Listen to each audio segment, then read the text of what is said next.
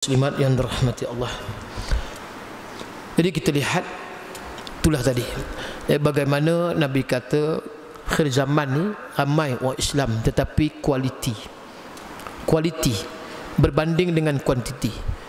Perang Ahzab tak ramai tadi 3,000 tapi gementar daripada kalangan pihak musuh disebabkan Allah memberi pertolongan bila mana daripada kalangan hamba-Nya menolong Allah Subhanahu wa taala. In tansurullah yansurkum. Mu tolong keku, ku tolong kemu. Kalau kita faham itulah tuan-tuan prinsipalnya. Artinya kalau kita sentiasa mematuhi apa yang Allah perintah, kita akan dapat kemenangan. Kan itu Allah kata was-sariqu was-sariqatu faqta'u aydiyahuma jazaa'an bima kasaba nakalan minallah.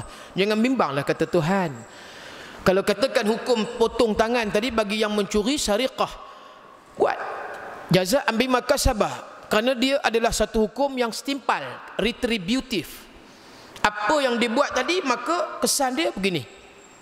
Lau anna Fatimah saraqat laqata'tu yadaha. Kalau anak aku namanya Fatimah kata Nabi yang mencuri, maka aku yang potong tangan dia. Itu Nabi punya ketegasan.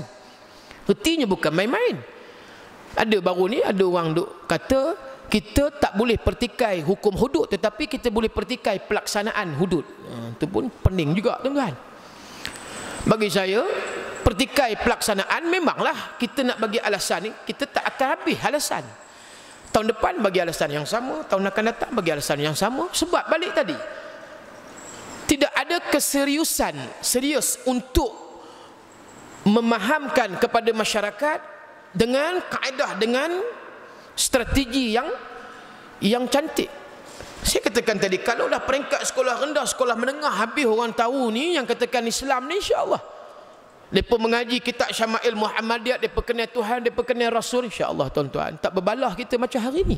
Tapi dah hari ni semakin jauh kita. Kemudian bila ada orang yang nak, ada yang tak nak, ada yang nak, ada yang tak nak, ini jadi berat lagi tuan-tuan. Sampai bila tak akan selesai.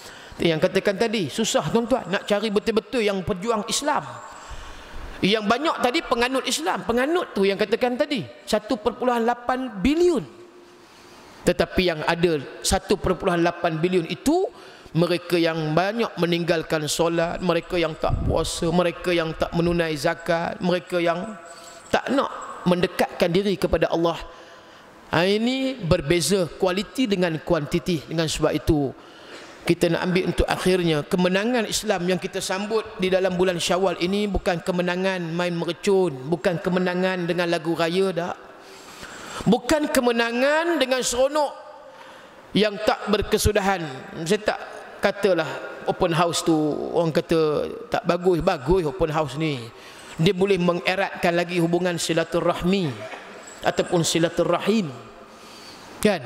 Kita datang orang buat open house sebab dia nak melahirkan rasa syukur.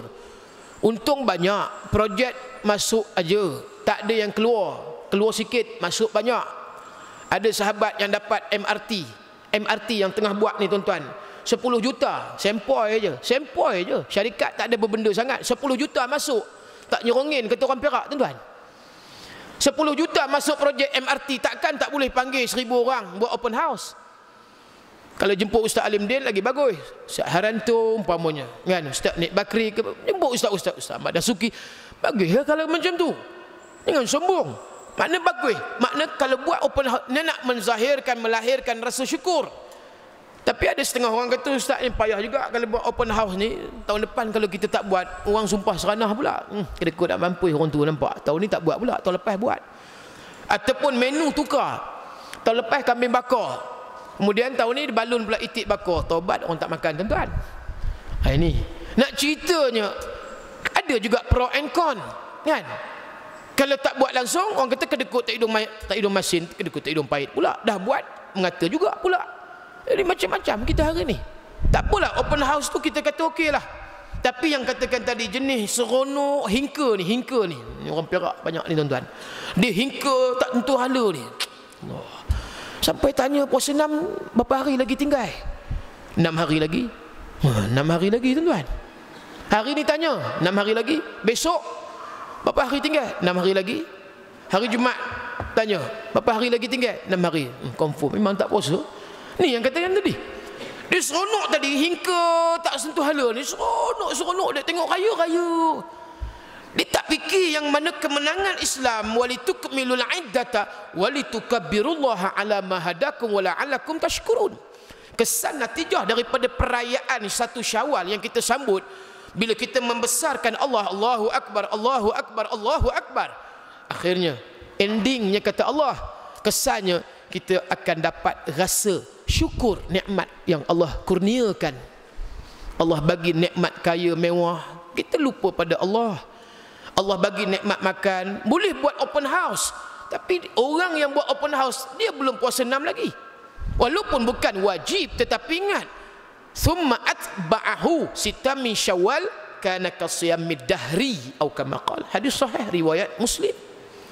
Man shoma ramadhana, kata Nabi, sebulan dah kamu puasa, kamu iringi dengan 6 hari sitam min Syawal, 6 hari dalam bulan Syawal, kana kasiyam, seumpama siam puasa kamu ad-dahri, sepanjang tahun, macam puasanya tak henti, non-stop, tiap-tiap hari, every day, 365 hari. Mana nak dapat tuan-tuan pahala macam tu? Buat 6 hari je. Sebab kita dah lama sangat makan. Puasa Nabi Musa, umat Nabi Musa alaihissalam, 36 hari, sebulan 3 hari, sebulan 3 hari, 3 kali dengan 12, 36. Umat Rasulullah, Allah bagi 30 hari dalam bulan Ramadan sekaligus, one shot kita kata. Kemudian ditambah balik tadi, diiringin 6 hari dalam bulan Syawal, dapat macam sepanjang tahun dia punya pahala. Berapa ramai yang syukur. Yang buat open house boleh habis duit bagi jamu orang makan, tapi kadang-kadang belum tentu. Di sini insya-Allah ni jemaah qaryah di sini, saya yakin semua dah habis ni tuan-tuan. Saya tak habis lagi. Tu saya mengaku tuan-tuan. Sehari lagi ni, besok kalau lusa insya-Allah ni selesai lah kot, kalau umur panjang. Nak cerita ni tuan-tuan, ni bukan senang. Allah kurnia nikmat macam tu, ramai orang yang lalai, yang cuai. Nabi Ayub alaihissalam, Allah bagi kemewahan, Allah bagi kurniaan, kekayaan, Allah bagi isteri, Allah bagi anak. Tiba-tiba Allah duga Nabi Ayub alaihissalam sakit. Sakit tu kira memang teruk lah. Tapi jangan kita baca bab yang sampai ada yang kata ni daging ni luruh dengan ulat-ulat. Itu tak betul lah. Itu cerita Israiliyat. Itu tokok tambah daripada ulama Yahudi, ulama Nasara. Ni kena baca betul-betul dalam sirah Nabi ni, macam-macam jenis tokok tambah. Kita main rebiah ni main kira hentam kromo, baca je. Sebab itu pelajaran hadis pun kita kalau tak ambil panduan betul-betul, jangan kita sebut ini hadis Nabi, ini hadis Nabi. Hadis Nabi ni macam-macam. Sampai peringkat katakan daif jiddan, dia ada sampai peringkat hadis maudhu', hadis palsu duk kita baca. Malam pertama tarawih dia kurniakan oleh Allah mahligai. Malam kedua tarawih diampunkan semua dosa. Jadi orang boleh pilih malam kedua lah kot, aku banyak dosa, zina, minum arak, kemudian bunuh orang pun semua. Hadis tu hadis maudhu'. Hadis maudhu'. Saya pernah telefon Radio Aikim. Saya telefon Radio Aikim sebab apa? Tersentak. Radio Aikim keluar fadilat sembahyang tarawih tiap-tiap malam. Saya kata ni bukan baru ni, hadis Ali bin Abi Talib ni dah lama dah orang sebut hadis maudhu'. Mana ada malam pertama macam ni, malam kedua macam ni, malam 20 macam ni, malam 29. Tak ada tuan-tuan. Saya telefon, alhamdulillah terus stop, tak keluar dah dalam iklan kan. Iklan dia bagi fadilat masa tu bulan Ramadan. Cerita hadis pun nak kena belajar, begitu juga tadi. Macam-macam. Kalau kita tak mengaji ni, kita jadi rosak. Dengan sebab itu, bila mana orang yang dia kesinambungan daripada Ramadan, kemudian dia ambil tadi sampai bulan Syawal, dia rasa syukur dengan nikmat yang Allah berikan. So Nabi Ayub sebagai contoh, for example, bagaimana Nabi Ayub yang Allah uji 7 tahun sakit. Dia keturunan Nabi Ibrahim. Nabi Ayub keturunan Nabi Ibrahim. Kebetulan isterinya Siti Rahmah. Kok ada yang serupa nama isteri kita, Rahmah, kita panggil Kak Rahmah kan, sudahnya dipanggil Kak Mah. Ni yang katakan Kak Mah ni tuan-tuan, isteri Nabi Ayub, Kak Mah. Bila mana dia tengok suami dia macam tu, dia terus macam awak jadi lagu ni, macam itulah bahasa kita. Jadi timbul kapan, bukan kain kafan. Kapan ni maknanya bahasa orang Indonesia. Bila bang? Bila lagi Tuhan nak sembuhkan penyakit abang ni? Saya tak tahan dah bang. Derita abang ni saya tak tahulah, saya tengok teruk sangat abang. Sampai bila Tuhan nak uji abang macam ni? Macam itulah bahasa kita. Rupanya waktu itu ni devil, syaitan, iblis dia jadi mami jarum. Mami jarum dicucuk, rupanya dia hasut. Bukan kata kita je kena hasut dengan syaitan. Hajar hampir-hampir tergoda dengan pujukan syaitan, iblis. Sewaktu abang Ibrahim, Nabi Ibrahim kata kepada Hajar, ayang, inni ara fil manam anni azbahuka. Ayang, abang mimpi waktu malam ni Allah perintah supaya abang pergi sembelih anak kita. Tulah anak yang terkonting-konting seorang ni ayang, Ismail ni Tuhan suruh sembelih. Macam mana ayang, ni Tuhan suruh ni. Jadi ketika itu datang mami jarum. Mami jarum tadi iblis lah, syaitan. Dia cuba goda Kak Hajar ni supaya hang jangan percaya, gila ke suami hang? Kan banyak kambing kan, bukankah hang punya suami mengembala kambing? Kenapa tak sembelih kambing? Kan sedap makan, boleh bakar macam-macam lagi, boleh buat kari, boleh buat sup, macam-macam lagi lah bakar. Kenapa nak sembelih anak? Gila ke abang hang ni? Macam tu, nampak iblis ni tuan-tuan, dia mari mami jarum. Akhirnya Ibrahim ambil yang katakan simbolik kita, yang baling jamrah Hajar tu, yang katakan batu, baling ke arah suara syaitan iblis yang menggoda isteri dia. Cerita Hajar pun digoda isteri Nabi Ayub ke Rahmah, Siti Rahmah pun digoda. Kita tuan-tuan, takkan kita boleh kata ish aku ni okey dah. Jangan, Allah duga sikit dia tuan-tuan. Belum tentu. Ni yang katakan ni Syawal ni, bila tanya berapa hari tinggal? 6 hari lagi. Baru duga dengan makanan terkedarah pun haus tak habis-habis. Lupa nak puasa 6. Tak maaf sebut lah tuan-tuan. Ada yang belum lagi ni. Alah ustaz, apa nak bising-bising? Benda sunat. Iyalah, sunat ni lah yang kita nak buat ni sekali je. Belum tentu Ramadan tahun depan ni kita dapat. Belum tentu bulan Syawal. Belum tentu tuan-tuan. Sakit macam-macam ni, heart attack dengan itu ini. Ini kita kena balik lihat kepada nikmat yang Allah kurniakan kepada kita. Seharusnya kita mensyukuri. Maka itulah kesan kemenangan kalau kita sambut hari raya dengan hari raya akidah, dengan perbanyakkan takbir, ada beza. Tapi kalau hari raya kita malam tak habis-habis cerita lemang, ketupat, kemudian rendang tok, yang ni jadi masalah. Langsung dia tak ingat hadis Nabi kata zayyinu a'yadakum bitakbir, kata Rasulullah. Tadi satu, walitu kamilul iddata walitu kabirullah. Allah kata bila kamu cukupkan, genapkan bilangan puasa, kemudian kamu mengagung membesarkan Allah. Kemudian dalam hadis Nabi kata hiasi hari raya dengan takbir. Ruh raya tu tak ada, kenapa tak kita bertakbir? Ini jadi masalah. Bukan nak takbir merayu-rayu, nak mendayu-dayu. Tak payah, ibu-ibu sedang masak rendang tok, rendang opah, rendang nenek ke apa benda ke, tak kira lah.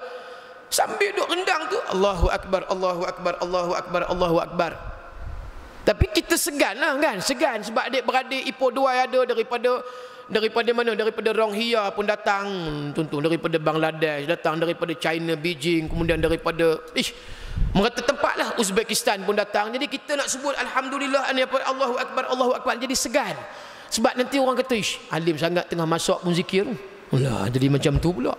Bukan tengah masak berzikir. Kenapa? Ini adalah amalan sunnah. Senang ke kita nak hidup? Payah tuan-tuan.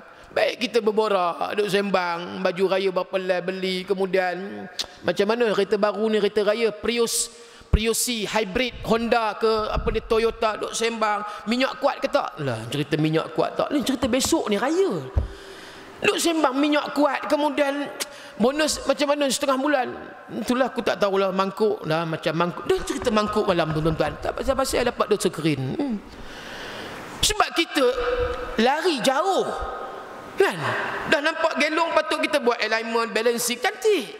No, kita malam raya tak buat alignment, tak buat balancing, tu yang goyang. Bila mana besok pagi raya takbir pula, Allahu Akbar, Allahu Akbar, duk mendayu-dayu. Itu yang bongkok belaka, tidur habis tuan-tuan. Sebab malam tadi sampai 4 pagi baru nak duk sembang pasal minyak makan banyak ke tidak. Yang kawan goreng pisang pun makan minyak. Dah pula tuan-tuan. Dia jadi kalut macam tu lah dia. Allah. Macam mana, sampai bila kita nak jadi macam ni tuan-tuan? Ini question mark. Yang katakan hari ni kita budaya raya kita macam dulu-dulu. Situ duk kisah ni, aku tak tahulah jalan jam sampai 12 jam tu, nak sampai ke London dah tu. Duk sembang pasal jalan jam. Nabi suruh malam raya dah mula dah takbir. Supaya apa? Lega kita dapat raya tu berdebuih tuan-tuan. Perjuangan kita sebulan Ramadan, jihadun nafs, lawan hawa nafsu amarah. Bila berjaya tu kemenangan tu berdebuih. Pagi besok kita takbir tu, oh seronok. Kemudian dengar pula khutbah. Khutbah pula cerita tentang umat Islam di Rohingya, umat Islam yang sedang digasak, diganyang oleh Palestin, Yahudi laknatullah. Kemudian ni tak lama lagi ni kemungkinan Masjidil Aqsa kemungkinan boleh runtuh. Kenapa? Banyak dah kesan-kesan retakan yang mana puak-puak Yahudi Zionis mereka korek di bawah, mereka dakwa kuil yang katakan Salaman ada di bawah kepunyaan hak milik Yahudi. Kita tak perasan tuan-tuan. Tapi kalau kita dengar khutbah raya sebut macam wih, duk wih tu nampak terkesan tak tuan-tuan? So apa yang kita boleh relate connection dengan takbir? Allah yang Maha Agung. Kita tak fikir lain dah. Kita tak fikir yang kata tadi aku nak pergi ni nak dah. Kita fikir yang katakan tengah dengar khutbah raya tu dia terkesan. Tapi dengarlah khutbah raya yang sedap sikit lah kan? Sebab dia sekali-sekali, dia tak macam khutbah Jumaat 20 minit, 15 minit. Khutbah raya ni bagilah sikit 40 minit kan. Sebab yang perempuan pun tak pernah dengar, jadi dia dengar, oh ni kata khutbah ni. Baru ni saya di Johor.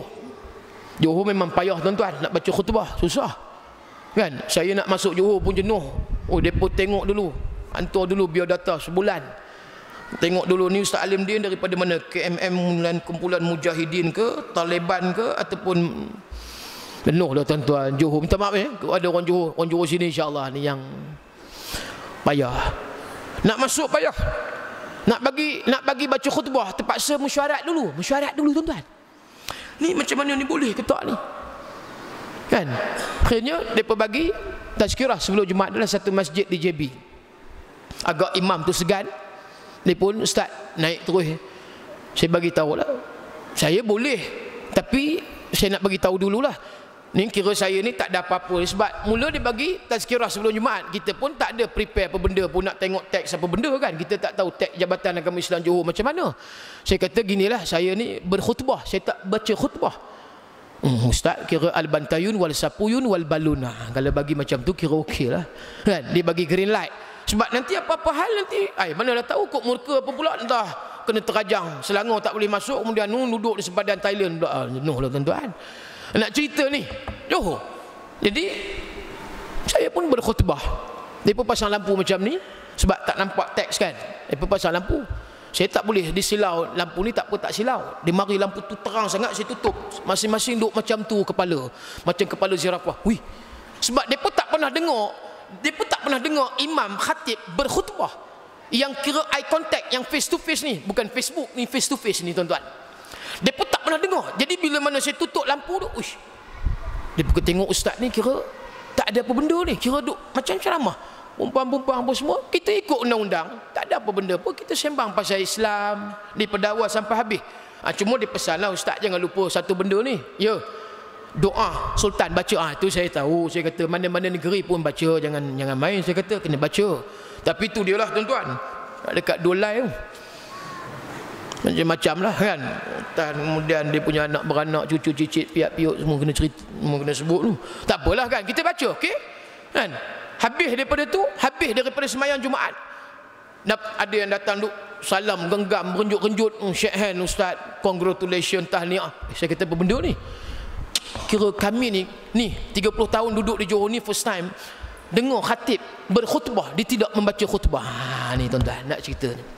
30 tahun duduk di Johor tak pernah dengar imam duk berkhutbah. Selama ni dia dengar imam alhamdulillahil qail alif lam ha mim dal, alif lam lam ha. Tuan-tuan jenuh lah. Ada setengah khatib kadang-kadang mengeja dulu sebab dia tak lancar. Kena pula alhamdulillah alif lam qa alif qa amzah lam qail. Jenis baca jenuh lah. Kalau katalah tiup pula teks tadi, angin kipas kuat tuan-tuan, habis terbang. Nak kata apa khatib? Tak demam khatib. Khatib mula main bahasa isyarat. Yang makmum pula dah main bahasa isyarat. Tuan, jangan main. Ini kod-kod berlaku. Sebab khatib takut juga kan. Ni sebab dia dengar tadi yang Bilal duk sebut, barang siapa yang walaupun suruh orang diam fakat lara, kan dia sebut hadis tu, maka sia-sialah. Imam tadi tak berani nak cakap, takut lara, takut sia-sia, takut dia pun batal habis. Dia pun guna bahasa isyarat. Sudah gitu tuan-tuan. Makmum ni nampak ni hantu gitu. Ceritanya kita dah kebiasaannya baca reading. Sekali-sekali kita nak try, kita confident. Bukan kita tak baca, kita baca tapi kita faham dah apa isi yang nak disampaikan. Contoh macam saya, 16 tahun lebih kurang kerja zakat. So kita tahu apa benda zakat, okey, A to Z. So kalau kata baca pun kita nakkan supaya audience lebih confident dan dia terasa, oh yang ni katakan khatib, yang ni yang dikatakan khutbah. Tak nak sama, baca lain tuan-tuan. Tapi kita tak lari daripada konten, kandungan, message yang nak disampaikan. Kita tak buat selalu, tapi kita buat sekali-sekali. Kalau katalah benda tu kita dah faham dah, kita boleh buat. Baru orang, wih, syok lah. Tu yang kata, Ustaz, 30 tahun Ustaz, kami ni baru first time ni. La ilaha illallah Ustaz. Ni kalau boleh datang selalu. Yalah, saya kata, kalau tak ada masalah, saya datang lah. Tapi kalau dah nak datang tu kena sebulan sebelum datang, kena bagi biodata. Oh tuan-tuan, berat. Ni cerita Johor. Ada tempat yang bagus macam Masjid Bandar Baru Uda, Masjid Jamik Bandar Baru Uda. Kuliah subuh tuan-tuan 1000 orang. 1000 orang. Penuh ni. Masjid besar. Sebab dia tak menggunakan langsung duit lain, melainkan duit kutipan daripada jemaah. Oh yang tu Masjid Jamik Bandar Baru Uda. Dia punya imarah. Oh saya kata yang tu kira di KL pun tak sampai tahap macam tu tuan-tuan. Kuliah subuh 1000 orang. Bacaan imam pun sedap, meleleh air mata. Tuan-tuan pergilah Masjid Jamik Bandar Baru Uda. Siapa orang Johor dia tahulah. Datuk ada, yang tak datuk, korporat. Situ memang banyak orang-orang elit. Orang yang apa dia educated, orang yang ni tadi, yang korporat, orang kaya-kaya. Dia pun nak bebas, itu seronok tu. Jadi bila mana macam tu dia pun seronoklah. Yang tu dia pun sama Ustaz, lepas ni jangan lupa Ustaz ni kalau boleh datang Johor je, Ustaz bagi tahu je. Kita akan susun, kita akan atur. Nak ceritanya tuan-tuan, sebutnya kita kalau kita menang ni tuan-tuan, insya-Allah bukan kemenangan apa, kemenangan ni daripada raya kita. Kalau berterusan kemenangannya, kita dapat merasai yang keduanya kemerdekaan. Kemerdekaan artinya hurriyah. Kalau kita lihat dalam kitab tafsir Fi Zilalil Quran Syahid, Said Qutub menyebut di situnya Islam sama juga maksud dengan merdeka. Merdeka sama juga dengan Islam. Bila sebut merdeka, dia sama dengan Islam. Islam sama dengan merdeka. Yang kedua, bila sebut penjajahan, sama juga dengan kekufuran. Kekufuran sama juga dengan penjajahan. Kalau kita faham ni tuan-tuan, kita akan reti apa maksud kemerdekaan yang sebenar. Ialah bentuk yang pertama dari sudut perundangan dan dokumentasi, kita faham. Portugis dah lari, Belanda dah lari, kemudian Jepun, Inggris. Itu dari sudut dokumentasi dan perundangan. Tapi kemerdekaan yang sebenar, kalau kita as a Muslim, dia lebih jauh lagi sebab dia bersifat holistik. Kemerdekaan Islam bersifat holistik. Dia yang pertama jiwa merdeka, yang kedua minda, yang ketiga pemikiran. Semua ada. Yang katakan hati, kemudian dia ada mindset, kemudian dia thinking. So kemerdekaan yang bersifat holistik, Allah waliyul ladzina amanu yukhrijuhum minaz zulumati ilan nur. Orang yang beriman meletakkan Allah sebagai wali, dan Allah yang mengeluarkan daripada kalangan orang yang beriman minaz zulumati ilan nur. Merdeka. Itu maksud merdeka. Kerana itulah Umar Al-Khattab utuskan seorang pahlawannya yang disebut namanya Rubi'i bin Amir. Kau pergi ke istana Parsi, di situ ada satu orang panglima yang samsing, nama dia Panglima Rostam. Beritahu pada dia, Allahu bata'asana linukhrija man sya'a min ibadatil ibad ila ibadatillah wahdah wa min juril aliyan ila al-adlil Islam. Kamu khabarkan kepada dia, aku Allah yang utus. Aku sampai ke sini, Allah yang utus. Apa tujuan? Linukhrija man sya'a. Datang ke sini untuk mengeluarkan sesuatu, apa dia? daripada manusia menyembah kepada manusia, maka please tolong tukar daripada sembah kepada manusia, maka sembahlah kepada Allah yang bersifat esa. Merdeka tak tuan-tuan? Merdeka. Daripada mengagungkan yang katakan hukum yang dibuat, yang dicipta oleh manusia, maka kita nak kena puja, agung, sanjung hukum daripada Al-Quran. Itu sebahagian daripada contohnya. Kemudian yang kedua, daripada keganasan agama kepada keadilan Islam, itu merdeka. Itu yang katakan Syed Qutb menyebut, bila sebut Islam, merdeka. Merdeka Islam. Penjajahan, maka kekufuran. Kekufuran sama juga dengan penjajahan. Kita hari ini merdeka dari sudut dokumentasi dan perundangan. Tapi hari ini kalau sekiranya anak muda yang tak semayang, kibar bendera, merdeka. Merdeka tu merdeka lah. Budak baru umur 7 tahun, dia tak pandai sebut dia sebut merdeka. Umur 5 tahun anak kita merdeka. Tak apalah kalau anak 5 tahun, ada yang anak 50 tahun merdeka, tak semayang. So macam mana kita nak relate tadi dengan Umar Al-Khattab yang utuskan pahlawan tadi merdekakan, bukan merdeka dari sudut kenegaraan sahaja, tetapi ingat yang mutlaknya adalah merdeka daripada penaklukan, penjajahan. Taghut yang ditafsirkan oleh ulama mufassir, taghut ini bukan hanya patung berhala.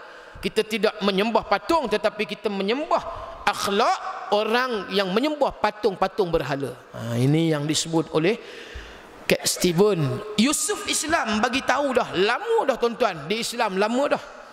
Dia kata hari ni orang Islam heran, dia kata berebut-rebut membeli tiket nak naik satu kapal yang sedang karam, macam filem Titanic lah, macam itulah lebih kurang. Heran kenapa orang Islam berebut-rebut nak beli tiket nak naik kapal, sedangkan kapal tu sedang nak karam. Simbolnya apa dia? Budaya akhlak Yahudi Nasara ditiru oleh umat Islam, walhal budaya dan akhlak mereka merudum, rosot. Tiba-tiba orang Islam duk ambil macam-macam budaya, di antaranya tadilah hedonism, hiburan. Dia petiru banyak daripada barat, Hollywood dengan Bollywood. Ni yang jadi akhirnya Melayu. Nah ni tuan-tuan, bila mana kita tak ketahuan, duk cari, kemudian duk korek, macam mana kita nak berada di persada dalam hiburan, seni dan seumpama. Buatlah joget itu, joget ini, kemudian bawa nyanyian yang bukan-bukan hala. Rosak tak tuan-tuan? Dia boleh jamak tu, dia boleh plural, dia boleh campur habis. Dia kira tak apa, Malaysia ni kira jamak habis. Alah, orang Melayu pun sama, Cina pun sama, India pun sama. Nampak? Ni yang hiburan kita hari ni, keterlaluan. Dan kadang sebab tadi tidak ada sekatan. Jadi nak ingatkan, kemenangan satu, kemudian kemerdekaan. Sambutlah dengan cara yang betul. Dan kita nak hurriyah, kemerdekaan tadi betul-betul dipacok betul-betul tuan-tuan, asas dasar aqidah dan taqwa. Barulah kita nampak merdeka kita bukan setakat merdeka kenegaraan, tetapi merdeka dalam erti kata yang sebenar. Artinya kita keluar daripada kezaliman, kegelapan kepada keadilan dan juga kepada cahaya yang menyinari, insya-Allah. Mudah-mudahan yang cukup sekadar itu pada malam ini kita dapat berkongsi bersama di dalam suatu pengajian ilmu yang saya sampaikan malam ni. Kira tak pakai kitab, insya-Allah kuliah subuh nanti kita sambung balik kitab Bahrul Mazi juzuk yang ke-7, bab meninggal, bab kematian itu. Itu insya-Allah kita sambung pada bulan depan. Ya. Mohon ampun dan maaf jika ada terkasar bahasa dan tersilap kata. Yang baik datang daripada Allah, dan yang tidak baik itu kelemahan dan kesilapan daripada diri saya.